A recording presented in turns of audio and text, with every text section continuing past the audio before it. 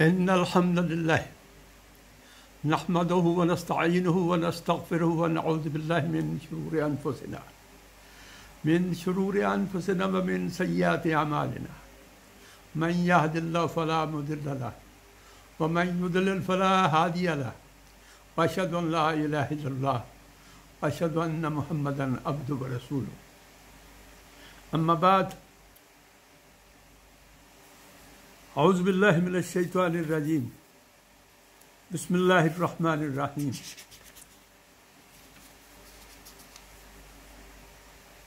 لقد ارسلنا بالبینات وانزلنا معهم الكتاب والمیزان لیقوم الناس بالقسط وانزلنا الحدید فیہ باس شدید ومنافع للناس وليعلم الله من ينصره ورسله بالغیب ان اللہ قوی عزیز صدق اللہ العظیم۔ حضرات اکرامی، یہ سورہ الحدید کی 25ویں آیت ہے، میں نے آپ کے سامنے پڑھی ہے۔ ترجمہ سماعت فرما لیجئے۔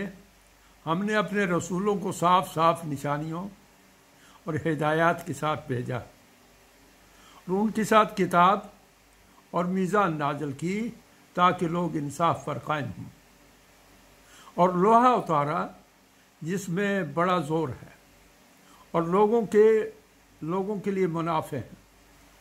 یہ اس لیے کیا گیا ہے کہ اللہ کو معلوم ہو جائے کہ کون اس کو دیکھے بغیر اس کی اور اس کے رسولوں کی مدد کرتا ہے۔ یقیناً اللہ بڑی قوت والا اور زبردست ہے۔ سورہ الحدید قرآن پاک کی مدنی صورتوں میں غزوہ احد سے لے کر 6 سن ہجری تک کے عرصے میں نازل ہونے والی صورتوں میں سے ہے۔ یہ وہ زمانہ تھا کہ حق و باطل کی کشمکش جو ہے وہ اپنے عروج پر پہنچی ہوئی تھی۔ ہم جانتے ہیں کہ غزوہ احد میں مشرکین مکہ نے ریاست مدینہ کے مسلمان معاشرے کو اور خود نبی پاک صلی اللہ علیہ وسلم کو گزن پہنچانے اور نقصان پہنچانے اور مٹانے کی پوری سازش کے ساتھ ایک بڑا لشکر مسلمانوں کے مقابلے میں جمع کر لیا تھا۔ وہ مسلمانوں کے ایک گروہ کی تھوڑی سی غلطی کی وجہ سے، جو اتحادی غلطی کہہ سکتے ہیں، شکست جو تھی کافروں کی وہ ایک جزوی فتح میں بدل گئی، لیکن ان کو کوئی کامل مقصد حاصل نہیں ہو سکا تھا۔ وہ اس سے کوئی اپنے مقاصد جو لے کر آئے تھے وہ حاصل نہیں کر سکے تھے، لیکن ان کے دل کے اندر جو غبار تھا نفرت کا اور اسلام کے خلاف اپنی پوری قوت صرف کر کے اس کو مٹانے کا، نبی پاک صلی اللہ علیہ وسلم کی ذات کو نقصان پہنچانے اور مدینہ کے معاشرے کو، انصار اور مجاہدین کو اور سارے مسلمانوں کو مٹا ڈالنے کا جو جذبہ تھا ان کے اندر، مکروہ جذبہ، وہ ابھی زوروں پر تھا۔ اس عرصے میں یہودیوں کے 2 قبیلے جو تھے ان کو جلا وطن کر دیا گیا تھا اور وہ جا کر خیبر میں آباد ہو گئے تھے۔ وہاں جا کر وہ ٹک کر نہیں بیٹھے تھے، بلکہ انہوں نے ہی غزوہ خندق کا سارا انتظام جو ہے مسلمانوں کے خلاف، غزوہ احزاب، اس کا سارا انتظام انہوں نے کیا تھا۔ بنو خزاعہ اور قریش کے پاس جا جا کر کھجوروں میں سے ایک بڑا حصہ ان کو دینے کے وعدے کے ساتھ ان کو تیار کیا تھا کہ وہ مسلمانوں کے خلاف ایک لشکر تیار کریں اور اسلام اور مسلمانوں کو مٹا ڈالنے کا آخری، ان کی نظر میں تو آخری نہیں تھا، تاہم جتنی بڑی تیاری تھی اس کے لحاظ سے ان کا خیال تھا کہ یہ فیصلہ کن اور آخری حملہ ہوگا۔ اب یہ وہ حالات تھے کہ دوسری طرف مسلمانوں کے معاشی اور معاشرتی حالات کا حال یہ تھا کہ انصار پر مہاجرین کا ایک بہت بڑا بوجھ پڑا ہوا تھا، اور اس وقت چونکہ یہ مسئلہ تھا کہ ایمان کی یہ نشانی تھی کہ جو شخص ایمان لاتا ہے اس کو اپنا گھر بار وہ جہاں بھی آباد ہے، پہلے مکہ میں ہے یا کسی اور قبیلے میں، ایمان لانے کے بعد اس کو اسلامی ریاست کے مرکز میں آ جانا فرض تھا۔ اس لحاظ سے بڑی تعداد مسلمانوں کی جمع ہو رہی تھی مدینہ میں، اور وہ اپنے گھر بار چھوڑ کر، اپنے بزنس چھوڑ کر، اپنی پراپرٹی اور اپنے مال و اسباب چھوڑ کر آ رہے تھے۔ ان سب کی کفالت کا مسئلہ تھا۔ اب مسلمانوں پر، انصار پر جتنا بوجھ پہلے پڑ چکا تھا وہ اس سے زیادہ بوجھ اٹھانے کی استطاعت نہیں رکھتے تھے، اگرچہ کہ انہوں نے اثار میں اب بھی کوئی کمی نہیں چھوڑی تھی، لیکن بظاہر صورتحال یہ تھی کہ ان کے لیے یہ بہت بڑی مشکلات کا سامان تھا۔ اور دوسری طرف کفار جو تھے وہ اپنی پوری قوت سے اسلام کو مٹانے کے لیے اور مسلمانوں کو مٹانے کے لیے سرگرم تھے۔ اس ماحول کے اندر سب سے بڑی جو ضرورت تھی مسلمانوں کے لیے وہ انفاق فی سبیل اللہ تھی، اللہ کی راہ میں مال خرچ کرنا، اس لیے کہ جہاد بالمال جو ہے وہ جہاد بالنفس کی بنیاد بنتی ہے۔ اسباب ہوں گے، اسلحہ ہوگا، جنگ کے سامان ہوں گے، جنگ کی تیاری ہوگی، جنگ کے دوران میں جو خوراک کا مسئلہ ہوگا، پیچھے مجاہدین کے لواحقین کی کفالت کا مسئلہ ہوگا، تو یہ وہ ساری چیزیں تھیں جن کے لیے مال کی ضرورت تھی۔ اب اللہ تبارک تعالی مسلمانوں کو پکار رہا ہے اس صورت کے اندر۔ پوری سورہ جو ہے وہ اس تناظر میں نازل ہوئی ہے کہ مسلمانوں تم آگے بڑھو اور اللہ کی راہ میں اپنا مال خرچ کرو، جانیں لگاؤ، جانیں قربان کرو، لیکن مال کی قربانی ہے وہ اس سورہ کی گویا پہلی پکار ہے۔ اب اس آیت کے سے پہلے بھی اور اس آیت کے بعد بھی یہی پکار ہمیں سنائی دے رہی ہے۔ سورہ کے آغاز کی جو آیات ہیں وہ حصہ ہے کہ میں اکثر یہ یاد دلایا کرتا ہوں کہ قرآن پاک کے کچھ حصے ایسے ہیں جہاں رب ذوالجلال کی صفات، اس کی شان، اس کے اختیارات، اس کی قوتوں اور اس کے سارے جو صفات ہیں ان کا یکجا ذکر آتا ہے، اس کی قدرتوں اور قوتوں کا یکجا ذکر آتا ہے۔ تو اس کی سورہ کی ابتدائی جو آیات ہیں وہ اسی طرح کا حصہ ہے جس میں اللہ کی عظمت، شان، قدرت، اختیارات، صفات اور اس کے بارے میں بتایا گیا ہے۔ اب اس انفاق کے درمیان میں، انفاق کی پکار کے درمیان میں یہ حقیقت بھی ہمارے سامنے آ رہی ہے کہ ایک معاشرہ اور ایک ریاست جب قائم ہوتی ہے تو اس کے بنیادی اجزاء کیا ہیں؟ اس ریاست کو، یعنی میں یہ کہتا ہوں کہ یہ آیت جو ہے، آیت نمبر 25 سورہ الحدید کی، یہ ایک ریاست کا پورا یوں سمجھیے کہ منشور ہے۔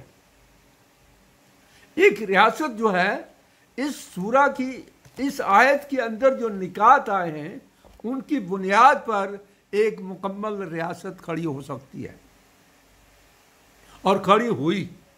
نبی پاک صلی اللہ علیہ وسلم نے وہ کھڑی کی، خلافت راشدہ میں وہ کھڑی رہی۔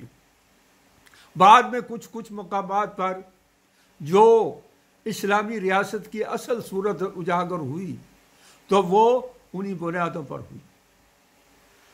اب اس میں اللہ تبارک تعالیٰ نے ایک عمومی، یعنی خود اس دور کے اندر نبی پاک صلی اللہ علیہ وسلم کا نام لینے کے بجائے اپنے سارے رسولوں کے بارے میں ایک بات بتائی ہے، وہ یہ ہے کہ لَقَدْ أَرْسَلْنَا رُسُلَنَا بِالْبَيِّنَاتِ، ہم نے اپنے رسول جو ہیں وہ بھیجے بینات کے ساتھ۔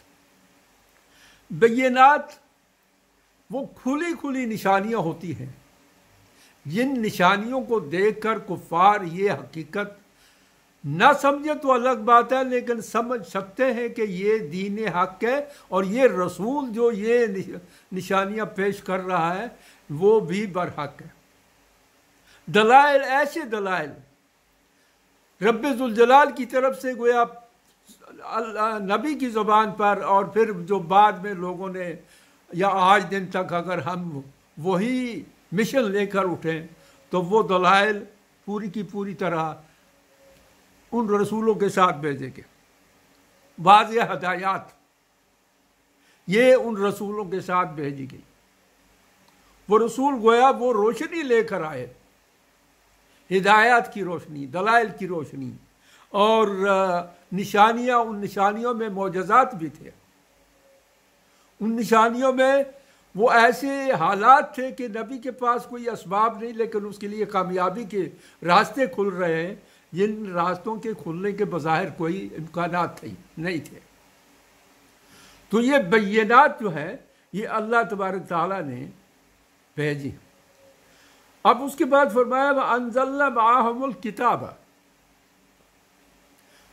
کتاب، یہ قرآن جو ہے یہ کتاب ہے، ہدایت کا پورا سامان جو ہے ان رسولوں کے ساتھ بھیجا۔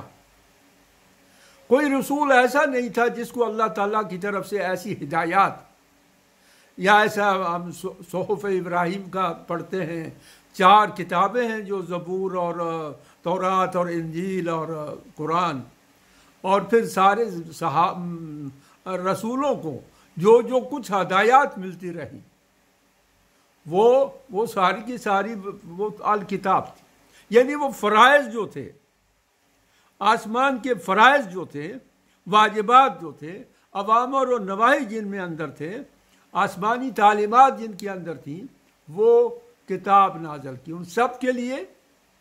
کیونکہ سارے رسولوں کا ذکر ہو رہا ہے، اس لیے سارے رسولوں کی الگ الگ کتابوں کا ذکر کرنے کے بجائے الکتاب کہہ دیا گیا، یعنی ان کو کتاب دی گئی۔ آپ حضرات جانتے ہیں کہ لفظ کتبہ، جیسا کہ قرآن پاک کے اندر روزوں کے بارے میں فرمایا گیا کتب علیکم الصیام، اور بھی جہاد کے بارے میں بھی فرمایا گیا، قتال کے بارے میں بھی۔ کتبہ کا مطلب ایک ہی ہوتا ہے کہ فرض کر دیا گیا، لازم کر دیا گیا، ضروری قرار دے دیا گیا۔ تو کتاب جو ہے، کتاب کے اندر جو کچھ ہے اس کے اندر تعویلوں کی ضرورت نہیں، فلسفیانہ تعویلوں کی ضرورت نہیں، متجددانہ تعویلوں کی ضرورت نہیں، وہ فرض ہے۔ تو وہ کتاب جو ہے اس کے اندر وہ سارے فرائض آ گئے تھے، ان نبیوں کو کتاب دی گئی، یعنی آسمانی ہدایات دی گئی اللہ تعالیٰ کی طرف سے۔ حلال کیا ہے، حرام کیا ہے، جائز کیا ہے، ناجائز کیا ہے، اخلاق کیا ہے، شرافت کیا ہے، انسانیت کیا ہے، یہ ساری کی ساری قدریں جو ہیں وہ اللہ تبارک تعالیٰ نے اس کتاب کے اندر بتا دی۔ سچ کیا ہے، جھوٹ کیا ہے، وہ بتا دیا۔ اب کتاب سارے کے سارے نبیوں کو دی گئی، قرآن یہ آیت بتا رہی ہے۔ اس کے بعد اللہ نے فرمایا وَالْمِيزَانَ لِيَقُومَ النَّاسُ بِالْقِسْطِ، یہ نہیں فرمایا سارے نبیوں پر میزان نازل کی گئی، اللہ نے عمومی طور پر فرمایا کہ میزان نازل کی۔ میزان حق و انصاف کا معیار ہے، عدل و انصاف کا معیار ہے، یعنی میزان علامت ہے۔ آپ دیکھتے سپریم کورٹ کے باہر ایک بہت بڑے ترازو کی تصویر لگی ہوئی، مختلف عدالتوں کے باہر بہت بڑے ترازو کی تصویر لگی ہوئی ہے۔ وہ کیوں؟ اس لیے کہ ان سپریم کورٹوں اور ہائی کورٹوں کے اندر سے کسی کو عدل ملے نہ ملے، لیکن عدالت کا مطلب یہ ہے کہ وہاں سے انصاف ملنا چاہیے۔ تو میزان عدل و انصاف کی علامت ہے، عدل و انصاف کا اشارہ ہے۔ فرمایا کہ والمیزان انزلنا لقد ارسلنا رسولنا بالبینات وانزلنا معهم الکتاب والمیزان، اور ان کے ساتھ میزان نازل، یعنی وہ معیار عدل و انصاف ان کے ساتھ نازل کیا، ان کے شعور میں بھی، اور جو نظام ان کو دیا گیا، اگر وہ کسی چھوٹی سی قوم کا کوئی نبی تھا یا اس سے بڑی قوم کا نبی تھا، اس کے اندر عدل و انصاف کی قدریں اور اس کی روایات قائم کرنے کے لیے اس نبی کو مکلف بنایا گیا تھا۔ لِيَقُومَ النَّاسَ بِالْقِسْطِ، یہ میزان اس لیے نازل کی گئی تاکہ لوگوں کے اندر انصاف کے ساتھ لوگ انصاف کے اوپر قائم ہو جائیں، عدل و انصاف کریں۔ کوئی معاشرہ، آج ہمارے ہاں ظلم ہو رہا ہے، آج ہمارے ہاں انتشار پھیلا ہوا ہے، آج ہمارے ہاں ہمارا معاشرہ بکھر رہا ہے، آج ہمارے ہاں تباہی پھیل رہی ہے، نفرتیں ہیں، منافرتیں ہیں، ظلم ہے اور کرپشن ہے، مال و دولت کی لوٹ مار ہے۔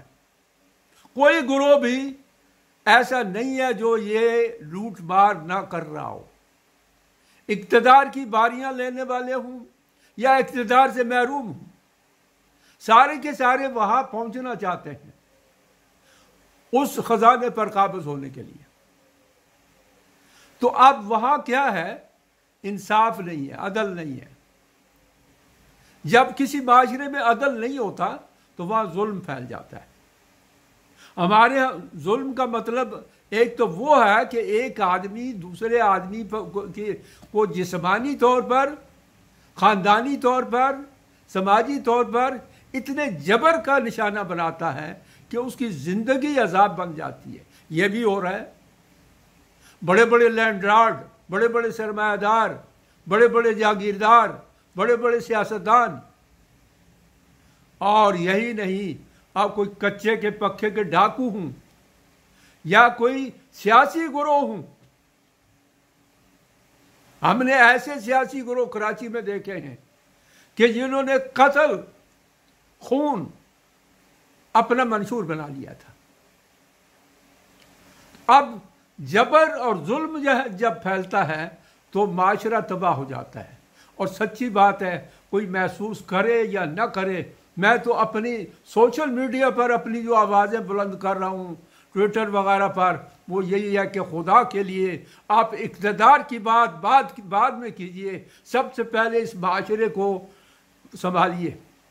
معاشرے کا فیبرک جو ہے وہ ٹوٹ پھوٹ رہا ہے، تانے بانے بکھر رہے ہیں، نفرتیں ہیں۔ اس سیاست نے تباہ کر کے رکھ دیا معاشرے کو۔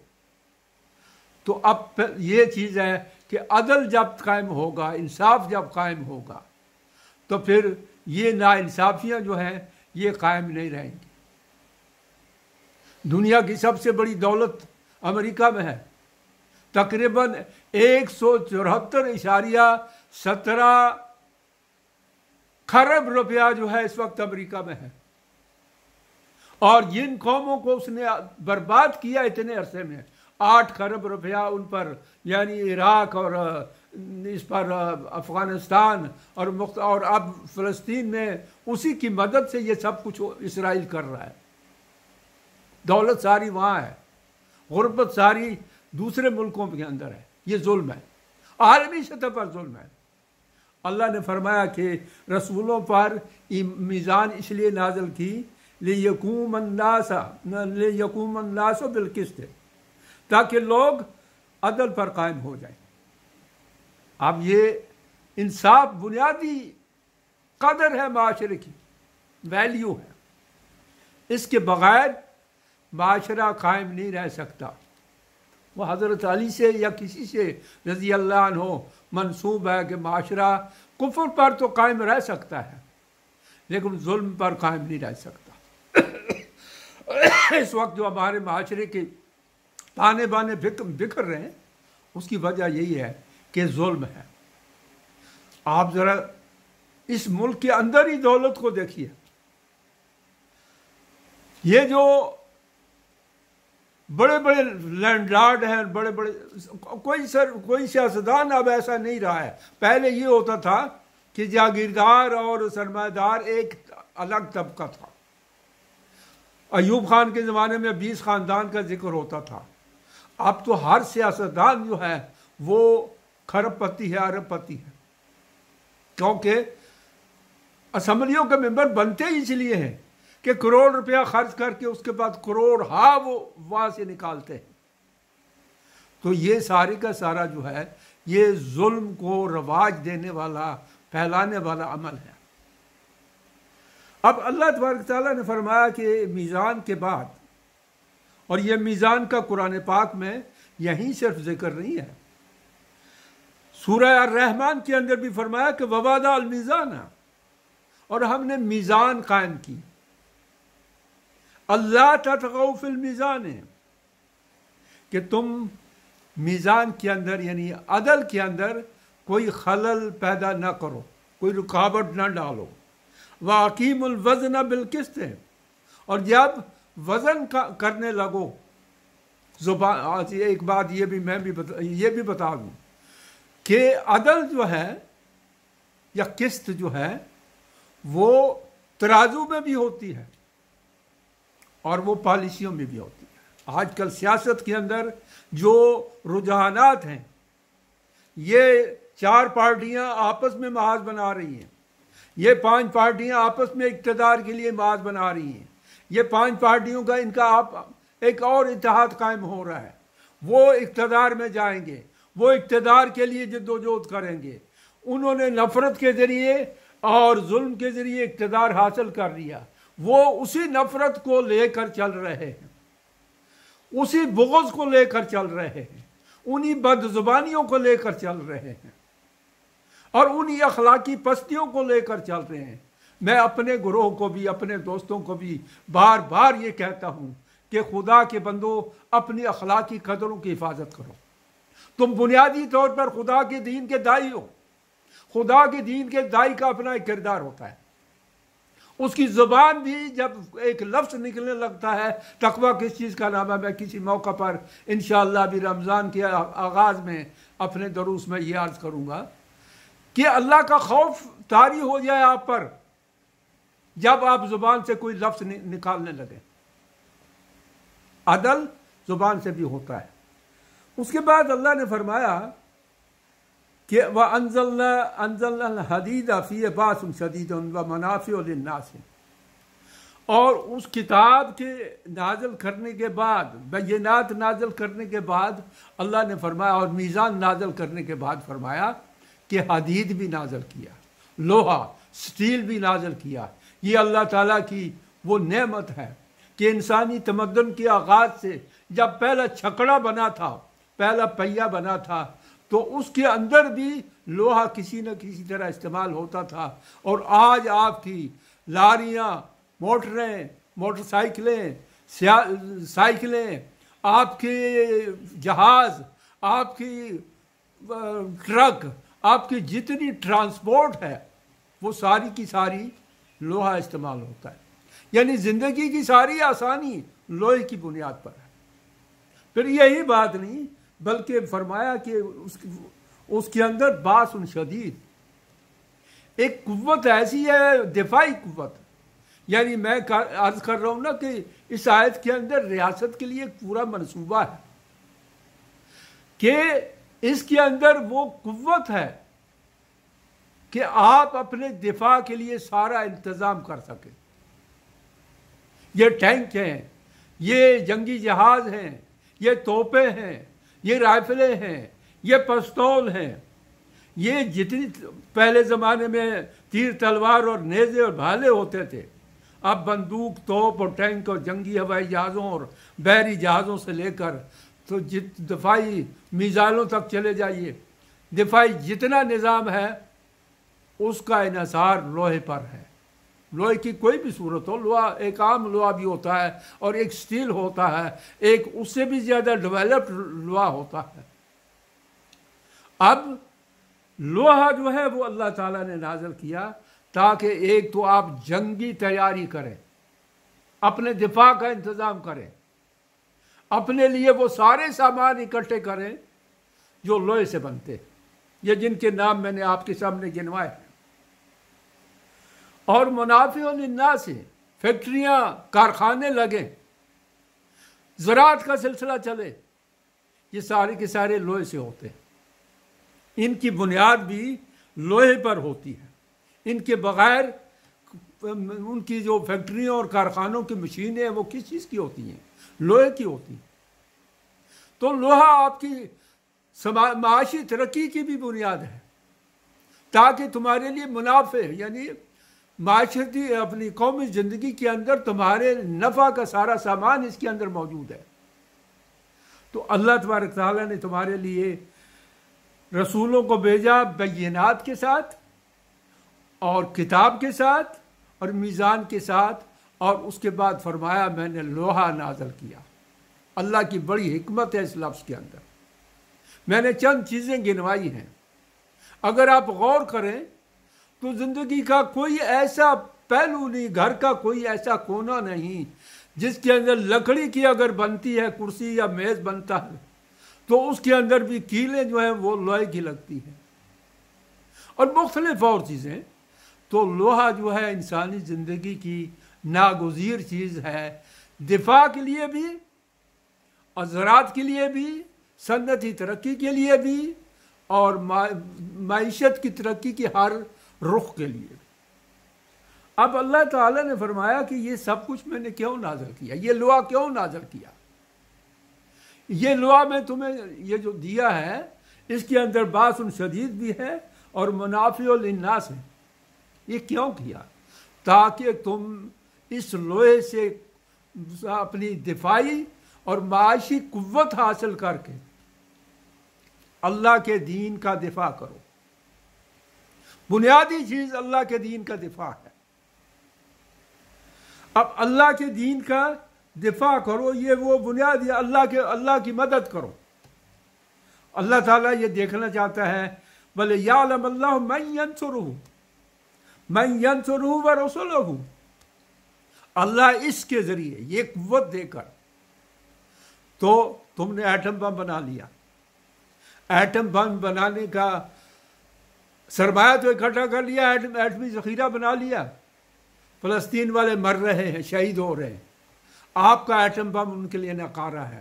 آپ نے بڑے بڑے اونچے درجے کے میزائل بنا لیے ہیں، آپ کے میزائل ان کے لیے ناکارہ ہیں اور ان کے کسی کام نہیں آ رہے۔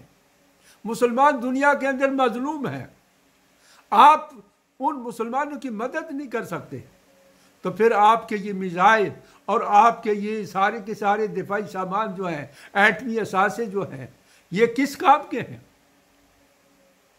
صرف اپنے دفاع کے لیے؟ تو یہ تو اپنے دفاع والی بات تو اس وقت شروع ہوئی جب قومیتوں وطنیت کا ہوا معاملہ، امت کا معاملہ ختم ہو گیا، امت کی اجتماعیت مٹ گئی اور قومیتوں کی بنیاد پر ایک نئی اجتماعیت پچھلی صدی کے آغاز میں ہوئی، اور ان یورپی قوموں کے اندر بھی یہی قومیت تھی جس نے جنگیں ان کے اندر پیدا کیں، اور انہوں نے ہمیں بھی ٹکڑے ٹکڑے کر دیا۔ آپ علامہ اقبال کا کلام پڑھیے، وطنیت کو انہوں نے وطن کو سب سے بڑا جدید دور کا خدا قرار دیا ہے۔ ان جتنے معبود ہیں ان میں سب سے بڑا اس وقت وطن ہے۔ آپ کے سارے دفاعی اسباب جو ہیں اس وطن کے لیے ہیں، لیکن اس امت کے لیے نہیں، اسلام کے دفاع کے لیے نہیں ہے۔ اسلام آج بے چارہ ہے۔ اللہ تبارک تعالیٰ نے فرمایا کہ ان اللہ قوی عزیز، اللہ محتاج نہیں ہے کہ تم اس کی مدد کرو، اس کے رسول بھی محتاج نہیں تھے کہ تم ان کی مدد کرو، لیکن اللہ تمہیں آزمانا چاہتا ہے کہ تم کس کام کے ہو، تمہاری کیا وقت ہے۔ اگر مسلمان ہو، کس بنیاد پر کہتے ہو کہ ہم مسلمان ہیں؟ اللہ کو تو تمہارے نہ کھانے کی ضرورت ہے، جیسے اس نے فرمایا کہ اللہ تعالیٰ رزق دیتا ہے، اسے کھانے کی ضرورت نہیں ہوتی ہے، وہ نہیں مانگتا ہے۔ اسی طرح اللہ تعالیٰ کو نعوذ باللہ اس کی ذات کو کوئی خطرہ نہیں ہے کہ کوئی اس کی ذات کو مار دے گا، وہ تو مارنے اور جلانے والا ہے، زندگی دینے اور زندگی کو مٹانے والا ہے۔ وہ دیکھنا چاہتا ہے کہ تم یہ قوتیں حاصل کر کے تو اس کے دین کی کتنی اور اس کے نبیوں کی کتنی مدد کرتے ہو۔ تو حضرات یہ وہ آیہ کریمہ ہے جس کے اندر ایک ریاست کا پورا منشور موجود ہے، دفاعی لحاظ سے بھی، ایمانی اور روحانی لحاظ سے بھی، اور اخلاقی لحاظ سے بھی، اور صنعتی اور زراعتی اعتبار یعنی معاشی اعتبار سے بھی ایک پوری کی پوری اسکیم ہے اس کے اندر۔ یہ آیت تقاضا کرتی ہے کہ اس کے اوپر بہت تفصیل سے بات کی جائے۔ انشاءاللہ پھر کبھی موقع ملا تو میں وہ بھی کروں گا۔ وآخر دعوانا ان الحمدللہ رب العالمین۔